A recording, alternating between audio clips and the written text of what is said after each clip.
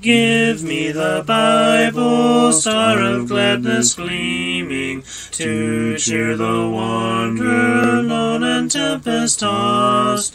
No storms can hide that radiance peaceful beaming, since Jesus came to seek and save the lost. Give me the Bible, holy message shining, thy light shall guide me in the narrow way. Precept and promise, law and love combining, till night shall vanish in eternal day. Give me the Bible when my heart is broken, when sin and grief have filled my soul with fear. Give me the precious words by Jesus spoken. Hold up faith's lamp to show my Savior near. Give me the Bible, holy message shining, thy light shall guide me in the narrow way. Precept and promise, law and love combining, till night shall vanish in eternal day. Give me the Bible, all my steps enlighten, teach me the dangers of these realms below. That lamp of safety o'er the gloom shall brighten, that light alone the path of peace can show. Give me the Bible, holy message shining, thy light shall guide me in the narrow way. Precept and promise, law and love combining, till night shall vanish in eternal day. Give me the Bible, lamp of life immortal, hold up the splendor by the open grave. Show me the light from heaven's shining portals, show me the glory gilding Jordan's wave. Give me the Bible, holy message shining, thy light shall guide me in the narrow way. Precept and promise, law and love combining, till night shall vanish in eternal day.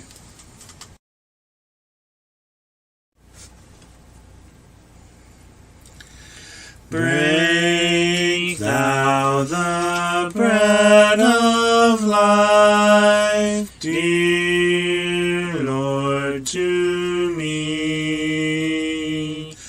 as thou didst break the loaves beside the sea.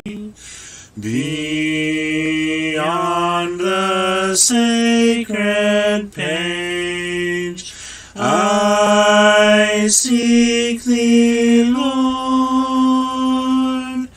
My spirit pants for thee, O living word. Bless thou the truth, dear Lord, to me, as thou didst bless the bread by Galilee.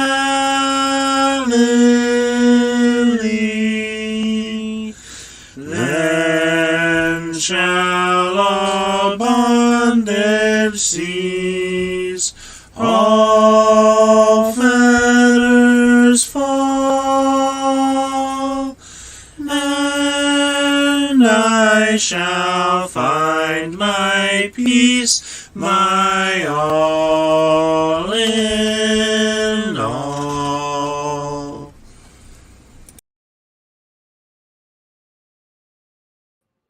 Good afternoon, everybody.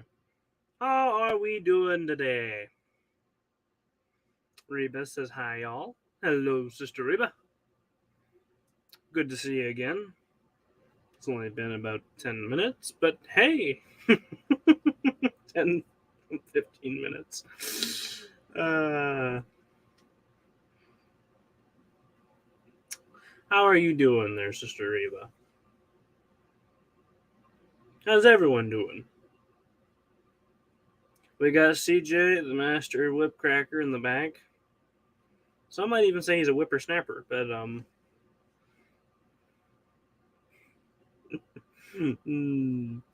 Reba says hi, O'Shea. Hello, Reba.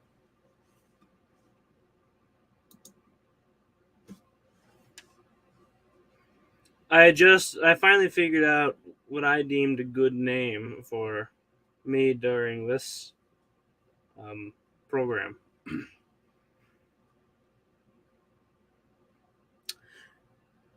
CJ says, I'm doing good. Don't have much of a voice today. Yeah, poor CJ. He got himself. It sounds like he's been drinking gravel mixed with sand today. Instead of hot tea. Reba says she's doing better than yesterday. Pretty good, in fact. How about you? Well, sister, I'm glad to hear you're doing a lot better. And, well, I'm doing dandy. Been working on building continuation on my deck. Got a few more stringers run and in place.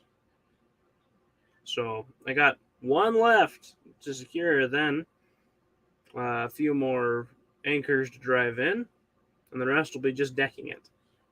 So we're close. Hmm.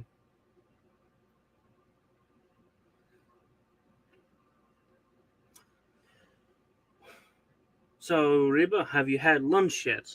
More nachos with guacamole?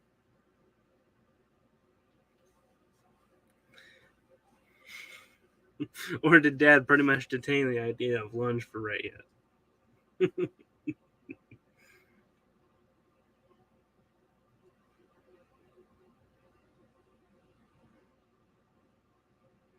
Yeah, CJ. We talk about lunch here. She says, I woke up about an hour ago. Didn't have anything to eat. Yeah, you probably ought to get some good chicken noodle soup or something into that stomach of yours. I'd make you up a bowl, but you're a little far away. Any healing qualities that the chicken noodle soup would have would be gone by the time it got there. It'd do quite the opposite, in fact, I reckon. Ah, just ripped that out of my ear.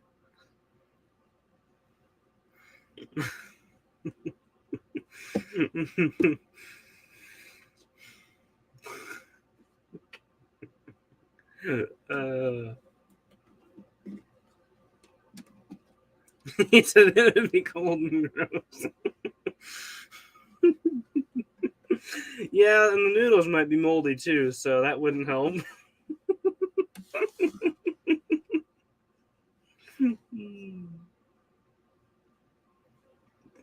Reba says, no, not today. I had a rough day yesterday with my stomach.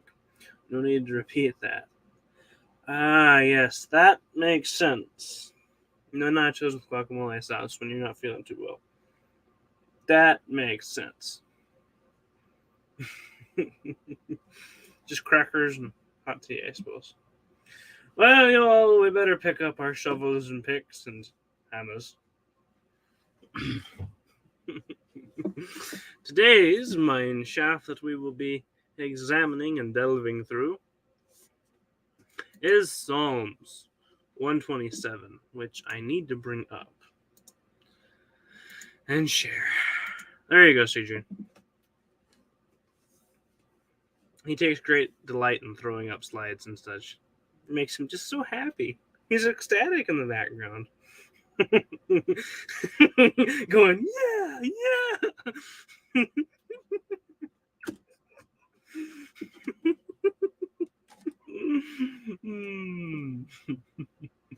Psalms 127, a song of degrees for Solomon.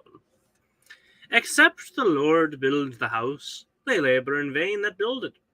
Except the Lord keep the city, the watchman waketh but in vain. It is vain for you to rise up early, to sit up late, to eat the bread of sorrows, for so he giveth his beloved sleep. Lo, children are an heritage of God, of the Lord, and the fruit of the womb is his reward. As arrows are in the hand of a mighty man, so are children of of the youth.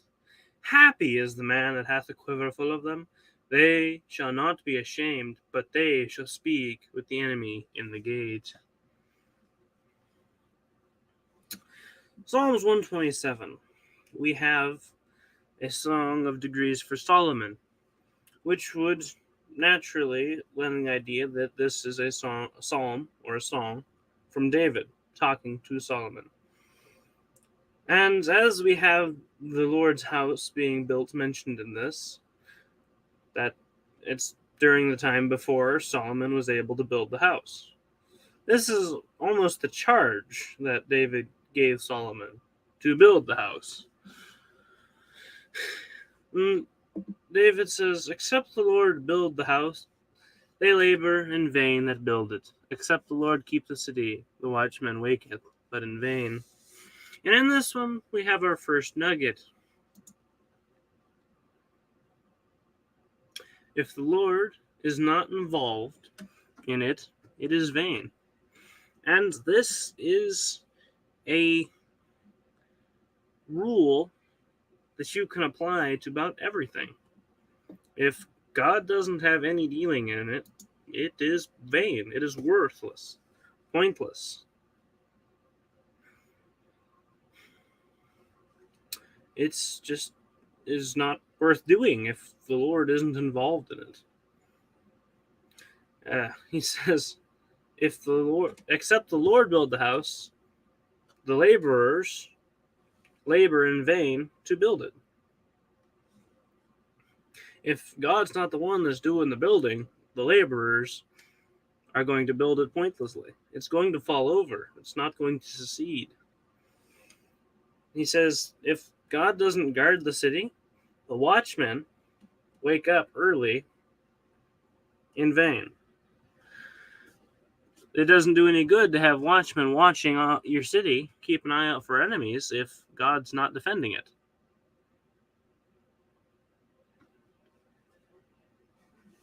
CJ says, just like Solomon's experiment in Ecclesiastes. Bingo. This might be even where Solomon got the idea. David gave it to him.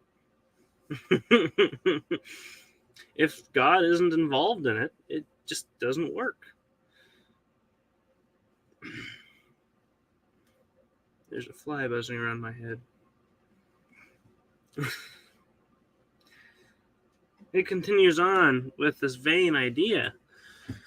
He says, it is vain for you to rise up early, to sit up late, to eat the bread of sorrows. He says it's pointless to wake up early and to go to bed late just to be sorrowful, which is naturally what you would be if your city got destroyed or your house fell in. You'd be pretty sorrowful over that because you didn't let the Lord build it, be involved in it. But he says it's pointless to cry over spilt milk, as we say nowadays. Pointless. Why? For so he giveth his beloved sleep. You trade in that sorrowing for your sleep. Beloved sleep. We know how important sleep is to the human body. He says if you wake up early and go to bed late, just sorrowing, you trade in sorrow for your sleep, and that's not the worthwhile trade. It continues on. He changes ideas here, actually. Charging Solomon with this one. Lo, children are an heritage of the Lord, and the fruit of the womb is his reward. The last 3 verses of this chapter deal with this. Children being a benefit And in that, we find our second nugget. Well, CJ put it up as third, but it's technically the second one. It's the final one for this chapter, too, as we only have 6 verses, 5 verses. 5 verses. Okay, CJ edited that one. Nugget number 2. Children are to be viewed as a blessing. This is what the psalmist says they are to be viewed as. They are a heritage of the Lord. They're the Lord's inheritance. He says, as arrows are in the hand of a mighty man, so are children of the youth.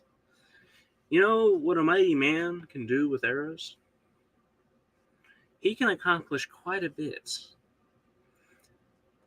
He can take down enemies, conquer cities. Shoot, if you have a sturdy enough arrow and you put them into a tree, you can create a ladder and climb the tree. Arrows in the hand of a mighty man are a good thing to have. Long-range defense. He likens them to children. It's a good thing to have. And he says, happy is the man that hath his quiver full of them. They shall not be ashamed, but they shall speak with the enemy in the gates. He says, he goes so far as to say, as the man that has many children is happy, and they shall not be ashamed, because a larger family can get so much accomplished, especially as the children get older and are able to carry out tasks. It gives the man rest. He doesn't have to stress as much. He doesn't have to do as much. He can divide his workload on chores and tasks to his children. It makes it easier for him, which likely makes him happy. It's less strenuous. So the psalmist says, happy is the man that hath his quiver full of them. They shall not be ashamed. Now I do wonder what it means by they shall speak with the enemies in the gate. Let's see what the ASV has to say about that. No. ASV. No, this is the ESV.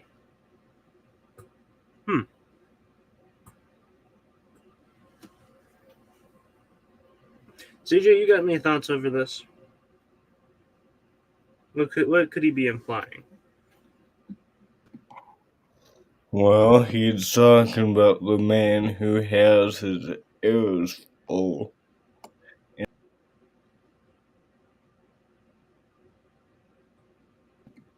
Whoops, sorry. Maybe he's saying he'll be able to go out to his enemies because look how many kids I have. He practically has a small army. Right. You know, KJV and ASV both say when they speak with their enemies in the gate, as in plural. It's not the man himself, it's his kids and him. Well, remember in those days, excuse my voice, sorry, everyone. They in those days viewed children as a blessing. And so I'm going to fight this blessed man. Right.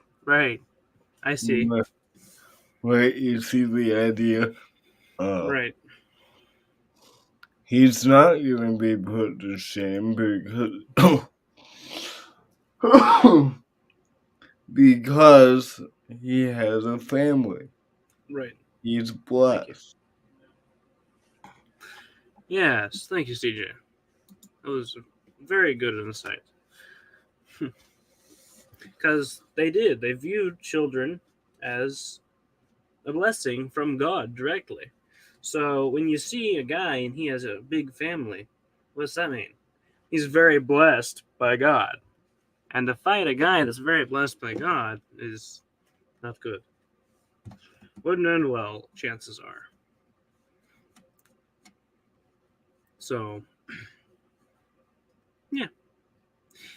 Children are to be viewed as a blessing. Now, sometimes they can be annoying, but the general consensus is they are a blessing.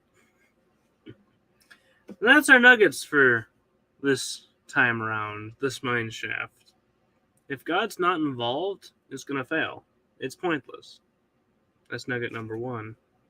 It is vain. And children are to be viewed as a blessing. They make their parents happy in the long run. Reba says, thank you for them there golden nuggets. They'll be golden, them there pages. I know. I haven't seen enough Western movies and to get a good idea of a voice for a miner, a prospector.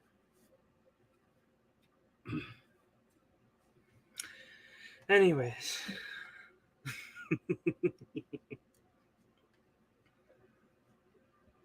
CG says, exactly. If God is with him, I cannot take him down. Take him over. Right. That makes sense. Well, y'all, thank you for being here. For pulling out your shovels and picks and mining with me. Till we meet again, God bless you all. Love you.